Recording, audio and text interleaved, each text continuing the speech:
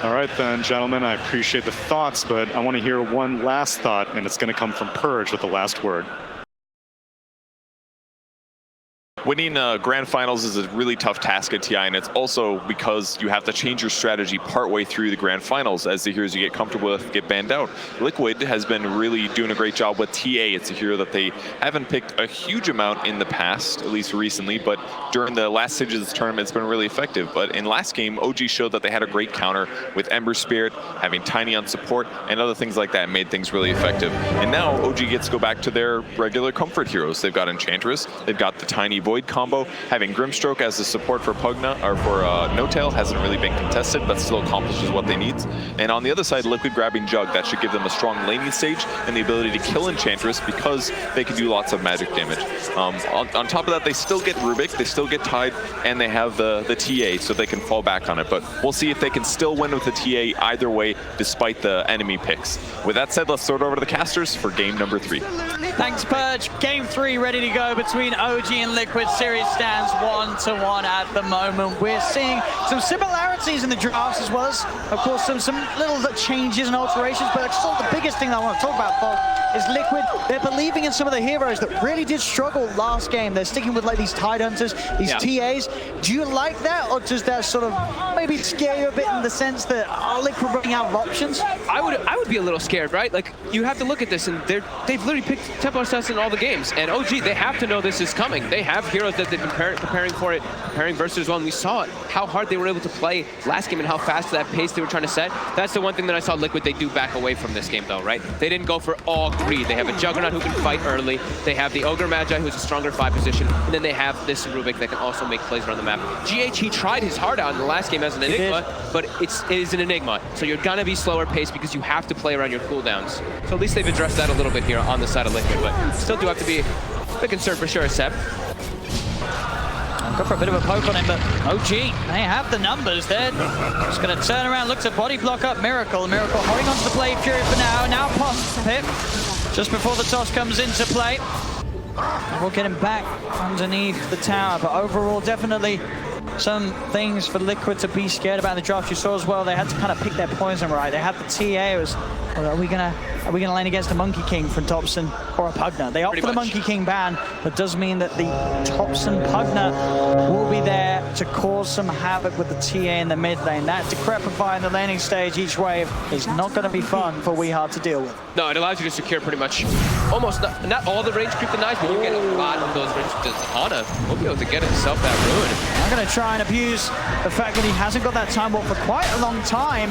In 15 seconds. He'll be fine. He's able to get back. Yeah. Takes a lot of damage, but No-Tail, same build as last game. He has the Clarities as well as, or the Tangos as well as the Salve. He will sub that up, and there's 2 bounties left. There is, Liquid will be able to claim theirs up top, but you will imagine that that bottom one will eventually be picked up by OG, so overall getting the 3 of the 4 to start this game off with. See how these mid creeps, Topson will be able to get the 1-for-1, so he gets that range creep deny as well as securing his range creep. And as well gonna get maybe another 2 denies as well. Oh my god, 3 denies in the first wave there, and he's praised the loser, of course. Definitely going to be a lane where we are going to have to keep our eyes on, as we could seriously see Topson break ahead significantly of the CS of Weehard's team. And a very interesting starting item. I don't think I've ever seen that. It's a crown. I like it. The mid lane, right? Well, sort of built towards eventually getting what, a Rod of Atos, do you think? Veil? No, Veil, right. I think Veil is really nice because it gives you that armor that you're lacking as a Pugna when you're playing versus TA. Yep, very nice. What were your teammates? Yep. The Tiny, the Grimstrokes, a lot of magical to offer when you start making those moves that we know that OG is going to want to do after seeing how they played in game 2. I mean, it works well with everybody except for the Enchantress, right? Even Void, your time lock is magical. Sure, that's a very slight, but every little type of application. He's going to have levels in it, so it's going to hurt. Yeah. Topson just waiting to try to get all these range. 5 and 6 for the 2-1 of Weehard right now. Just, I mean, as we bottom lane. Kuroko is tanking the. Yeah, he's should be fine. Just doing his job here, trying to make sure that the pressure isn't applied to Miracle. Yep. I'm mostly going to be looking at mid, just because I'll be keeping tabs of those range creep denies for us. As the side lanes, we'll be able to get a decent amount of farm on both of those carries on Liquid and OG. But the more important thing is that mind control is not getting super shut down in this one up top. Unlike the last game where it was just chain deaths for him. from the start of the lane, from pretty much level 1. He died back to back to back. And we'll see Weehaw be able to get the 2-minute rune. Not really one that's going to help him in the lane, though. Just an invis, not the DD or the illusion that could have maybe helped him get a bit of a catch-up in this matchup. It's Thompson just continuing to keep the edge, as this hero matchup is very, very painful to play in the lane for the TA. Yeah, Weehaw just has to be careful how he even controls his side blades. He just keeps getting all these denies built up onto him there. He'll secure himself one of those range creeps now, but yeah, 8 denies on the Pugna. But bottom we see Seb. He's not able to get the most down here, but he's still putting pressure on. He's got 7 last hits, but look how low he's got Miracle. Actually forcing the south, and Kuroki has no regen left either. So no regen on either of them. We see also he's gone for the point in the enchant this game. In the laning phase, because you're playing versus Bloodlust, you can be able to dispel that one quite easily, and if he gets an option of a decent creep. I mean, in this lane, is there a chance that Seb can get caught out by a Blade Fury play, or most of the time will Seb just have the heals to stay alive? He should have more than enough health and more than enough healing. Like the Blade Fury, it's a decent amount of damage if you give enough stuns, but it's just 1 stun from the Fire Blast, which means he's going to be able to get his heal and a Fairy Fire off. So once that heal kicks in, the spin's not enough damage. Seeing top lane, and able to match the free farm of Miracle down bottom. Both carries getting a good start in their safe lanes. A couple more denies on Ana. He's already actually used an early courier too. I think Thompson made the call. He's like, I don't really need the courier too early on. You guys could have bring you some regen top, and they did. They brought Tangos and Clarities, and we will see. Helm of Iron will picked up. He's going straight for that Veil on the Pugna. I mean, it's going to be crazy early how he gets it, because he started with his crown. Very cool approach here coming out from Thompson. And look how tanky he is too. 9 armor, he's next to his tower, he's sitting at 12. So that harassment from Weehaw will not be as significant. Seeing Weehaw trying is sort of the best approach he can against the Pugna. Every time the Decrepify is being used, try and closes the gap, gets on top of Thompson, forcing Thompson to sort of stray a little bit back from the creeps. Pressure down on top. Looking for GH. Look at those bashes. Stroke won't hit, so GH will be fine to walk off. Mind control. Turning and beating down onto Notel. In return, it's Notel will have to keep his distance. We'll be able to do so. Mind control, of course, getting good farm up top. Breaks this out with the gush there. Mid lane though, Weehaw has been caught up by a bit of a move from Jerax. He's trying to switch the Mango in to go for a Mango refraction play, but that 6 seconds far too long. Jerax setting up for Thompson in mid and making sure that mid lane continues to be a nasty place for the Weehaw TA to be. Bounty Rune's going to be spawning as well. Jerax going to try to at least claim one for his team here. We'll be able to get one, Miracle will be able to get the other one. As top. And Mind Control's able to get behind the tower and get Notel. Push them away, GH. Oh, he kills it. He knows that Ana's got the time warp. Doesn't want to let Ana have the chance of going for it. Does mean that Ana has the time to try and turn and chase towards GH. Another gush from Mind Control will be there though. Slows Ana down and GH will be able to walk out alive. This is where Jerax now. This is a really important play here. If he can get this set up and kill Weehaw in the mid lane, Weehaw's actually already getting turned with the Veil. Is it enough? Ooh, he's very close. Jerax is already running over. Weehaw. He just used the TP to come back mid. He's going for the walk back. Jerax knows. There's no shrine available top either. It was used already by the side of Liquid. He's just going to try and get a little bit out of the jungle whilst he has the mana to play around with Refraction and Meld. There's a glyph available, but Thompson and Jerax are set up. There's a glyph and it's the 5-minute siege wave. So Thompson, he's going to look to just take this mid tower here. GH showing up to try to pull the creep aggro. We'll only get the one creep aggro though for now. So this tower, they will be forced to pop glyph to They defend. can turn towards GH. Jerax is down the high ground. Fail's going to be out onto GH. Avalanche from Jerax as we try and close the gap to Decrepify into the life drain. He just gets slowly drained down and out. He'll turn with a stick charge and a Fade Bolt. But GH's fate is sealed. Thompson.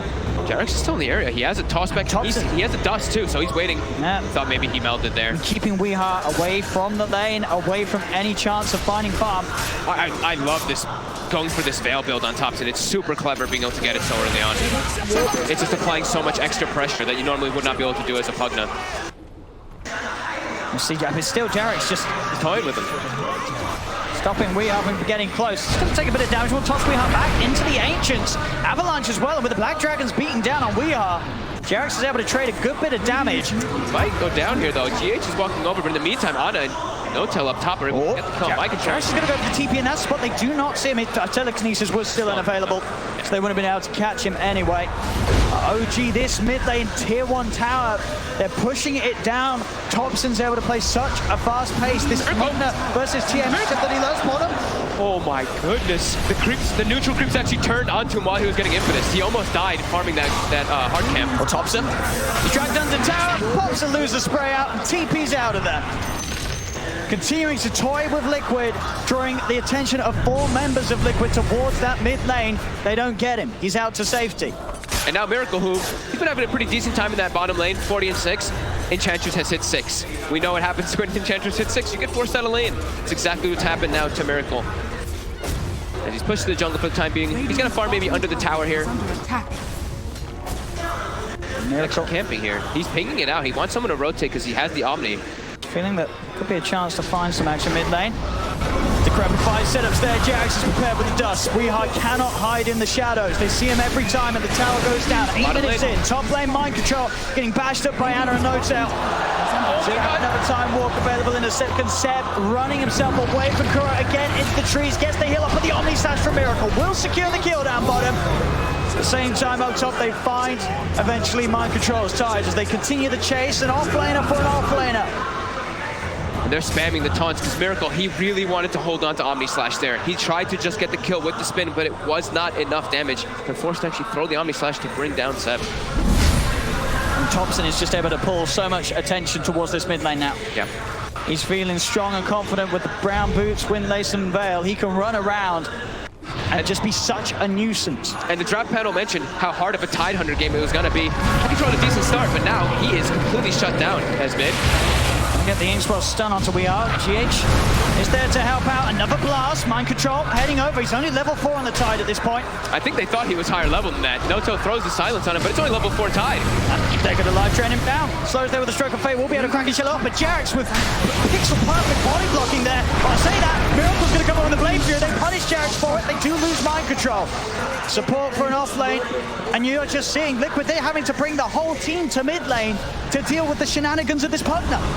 And immediately Miracle's now going to start getting pressured again too. He's even going to dig in front. He just dug in front of him. They're having way too much fun. He's feeling it, Thompson. They have on a free farming top, right? This is a treads into Midas Void, who has pushed the Tidehunter completely out of lane. And like we said, mind control. He's 1 and 3 The this game Phantom again. Embrace, and that is, it's such a nasty combo. Decrepify, Phantom Embrace. There is no counter. There is no counter. There is no counter.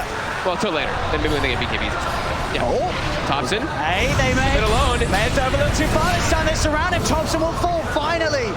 They're able to get that spooky little skeleton boy out of their half of the map. But look kill him off. Look at where it's happening. He forces everybody to go from there, and that just solidifies OG to get 4 bounty winners. It hurts because they lose their core, but in a net worth advantage, that actually favors OG. Oh, it's a 4K lead at 10 minutes in for OG. And we talked about Midas's. Midas Void coming out soon. Midas Enchantress is already finished, and they're just looking around to keep the pressure going.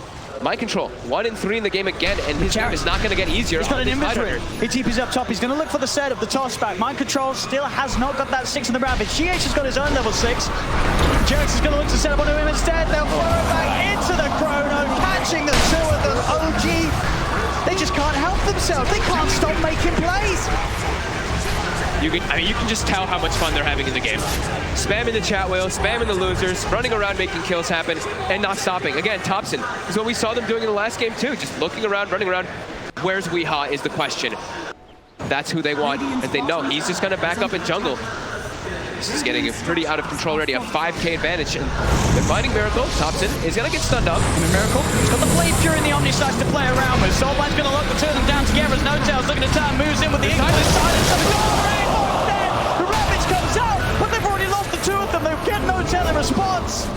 But now OG, they can turn and collapse onto mind control, surrounding the Tide. Jarex and Thompson said they're not going to stop chasing this. A trap slow will come out. It doesn't matter. Thompson, another Decrepify blast, secures in the triple kill. He's over another. They're not done yet, OGGH. He's got the stolen ink swell. They'll keep their distance. Jarex closes the gap. GH is enchanted, taken out. Ultra kill for Thompson. 11 minutes in. There is nothing that can stop this man. this is just getting so out of control. It's just, look at the net worths. They almost have 4 of the 5 top net worths in the game. Miracle has no place to go in the game. He's running around trying to salvage the problems that are happening absolutely everywhere in the game because he's level 7 is Jug. But look at this hero damage. It's 12 minutes in and he has 10,000 hero damage. Absolutely. You know, this is just numbers that are unheard of this early on in the game. The Thompson, Pugner, I mean, they took their chances, right, as we said in the draft. Pick your poison. But ban the Monkey King. The Thompson Pugner was always going to be left in. They've got to kill him. They've got to do something about it. They'll surround him. They've got the Blade Fury. They have got the stun. Thompson falling low. Pop the stick charge. Trying to stand with the light trap. They kill him off. Big kill here for Liquid. Can they get more? The rest of OG have turned up. They'll focus down Miracle. Anna, he's coming in with the wraparound, and Anna, he's nearly got the Chronosphere back online. Liquid have to be a little careful how they approach this. Jarek's forcing Weehaw away from the rest of his team. Miracle, he's trying to run. Chrono's going to be back up in 5 seconds. Quick tread switch and a time warp call from Anna allows him to close the gap. If he wants to pop the Chrono for this, he wanted 3 heroes. He's thinking about it. The Shrine has been used. They're healing up. Anna trying to find the perfect angle. No-Tail's coming in with the wraparound. Micah jumps back in. No Ravage though. Toss over, keeping them bunched together. Anna, he's still trying to see if he can find that perfect opportunity. He may not even need it. The Phantom Embrace. It's on Micah. The output of the damage from Seb's impetus is too much for Micah to withstand. There's the catch. They'll get Miracle separated. He's shut down, silenced up. He did get the Blade Fury on, but the Soul Mind Control with the impetus is far too much for him to deal with. As OG. Oh my god, they keep looking for more. They're just giving us the repeat of game 2. In the same exact area, at the same exact time too. It's like 12 minutes in. 10 heroes gathered around the Ancients areas. Weehaw's like, okay, well, I can't really fight this. I have to find my own time. Weehaw's actually going to go for a Blink Dagger to try to match and be able to fight and be able to respond to OG's aggression. Look at the drag. Onto Jarek with that telekinesis, but again, OG, they just have the numbers here. Liquid are not ready to take these fights.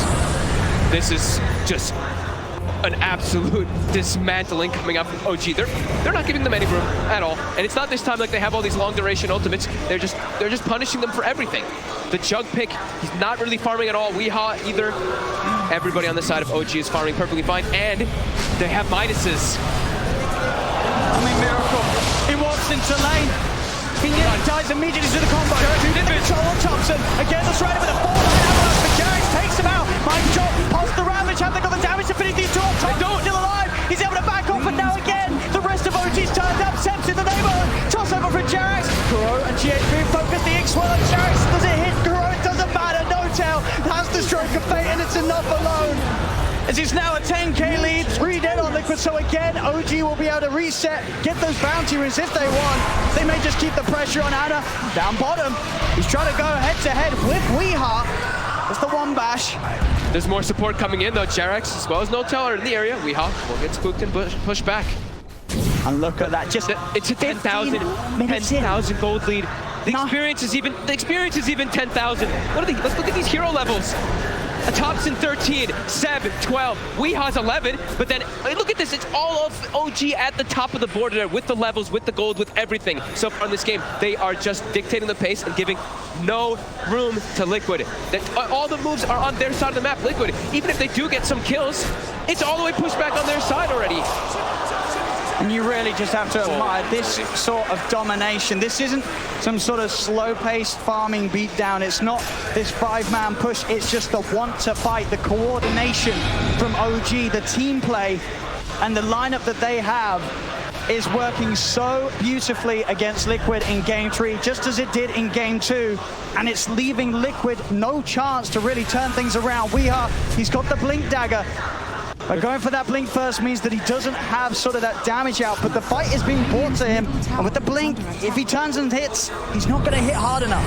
I think he's trying to, just like I was saying before, he's trying to make up for the fact that they have nobody else who can really match this fighting pace of OG, but it's a TA into a tough draft that he's against. They expect this Templar Assassin to be coming out, and they've been countering it time and time again, and all these heroes just deal with it incredibly well. I mean, sorry, who do you go on as this TA? There's an Untouchable Enchantress, there's a Pugner with Decrepify, there's a Void with Time Walk, there's Phantom Embraces, they just have all the answers, OG. And OG's, look, Ana is pushing bottom by himself, while in the mid lane, they're taking that tower as well. Weehaw is jungling the enemy jungle. This has gotten completely out of hand.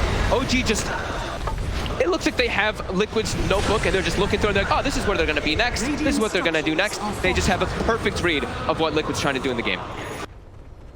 And Dagger and Thompson now on top of her. Of course, it's already very stacked item build of Veil and Ether Lens. They might just 17 minutes in. Thompson's just going to start poking high ground. He's got an Arcane Rune with his Nether Blasts. He's got the Aether Lens, yeah, like you said.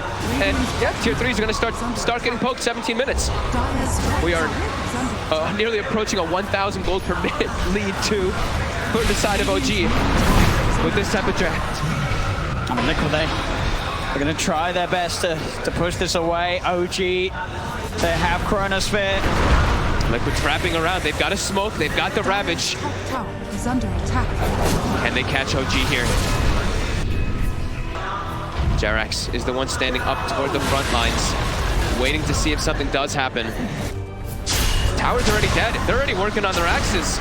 And if Liquid's gonna make a move, they're gonna make it soon, but they're not gonna get the chance to. Jerax jumps in on top of Mind Control. Phantom Embrace upon him. No chance for a Ravage, but he's back immediately. They know the only way that they can get caught is if it's from a wraparound. Jerax just waiting there in position. They even have an Ops. They even put down a Sentry to take out Liquid's vision too. Liquid has no vision of these backlines now. And they're taking the ranks. 18 minutes in. My God. This is unbelievable. 2 games in a row. But OG is just giving us the showcase of their lifetime. It's been like 6 or 7 minutes since Liquid has been able to even find a kill. And it's been GH just GH has been the one getting them, but it's not even these big ones because, like we said, they can't even get aggressive onto the map at all. As Sav just continues to stand in the base. He's a bit far forward here. Look at the multicast. Banner's going to come in with a backup. They grab the fight, keep it Sensei. They'll pop them around. They're trying to get on top of at least someone. They'll find Noatel. Anna's surrounded. He still has it. Against the 3 of them. Thompson's able to turn with the life drain. Miracle there. Mind Control puts back into the corner, making it a beautiful format. Double kill for Thompson. He'll start to run them down one by one, pushing Liquid back towards the fountain. Mind Control. It's a dieback effectively. No buyback available. Still on cooldown for 6 minutes. They're just playing on a totally another level right now. The way they're taking the fights, even the little things.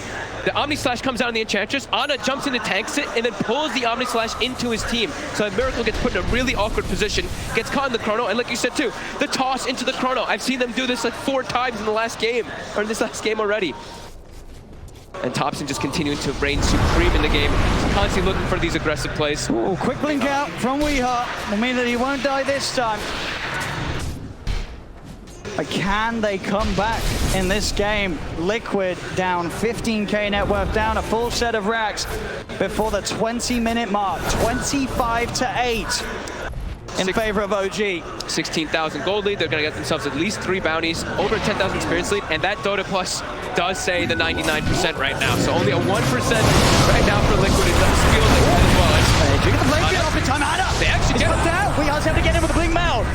Can they get more out of this? Notel will pick up the rune, has Thompson by his side, but Liquid they're chasing. They'll look to move on to the high ground, turn around there. Jerax with the combo, the healing wall is not enough to keep Miracle alive. Miracle's dead for over a minute as OG. They can now go back to chasing for more. GH tries for the TP out. Seth finds him, doesn't get enough damage in time. GH will escape. Decrepifies there. Liquid, they do get in, take down a second as they'll find Notel with a toss back. Avalanche for Jerax, catches the 2 of them. He's got the invis, they don't have detection. Got AoE. With the refraction. They will let him be. He's going to be able to blink, or is he?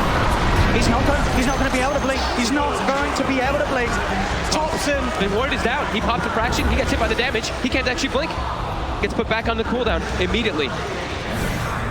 My God, these fights. I mean, look at the tie. Thompson's 17-2 and 7. 17-2 and 7. He's making this look like the easiest game of his life. He really is. Yeah, he really is. It's hard to even like point out all the other things, like how well Jerax is playing as well in this game. Just always being in the right place, getting these incredible toss combos. Because Thompson, like you said, has 17 kills at the 21-minute mark. He's been involved in 24 of the 28. Thompson, he really is. He's the mid that everybody wants on their team. This is the pinnacle of the Dota 2 mid player. Especially for the carry player. Any carry looks at this and they're like, wow, I wish my mid player would go around killing everybody every 5 seconds. It's looking pretty out of control here as it's a 19,000 gold lead, and they just keep this aggression. Liquid just can't even get their lanes pushed out in this game.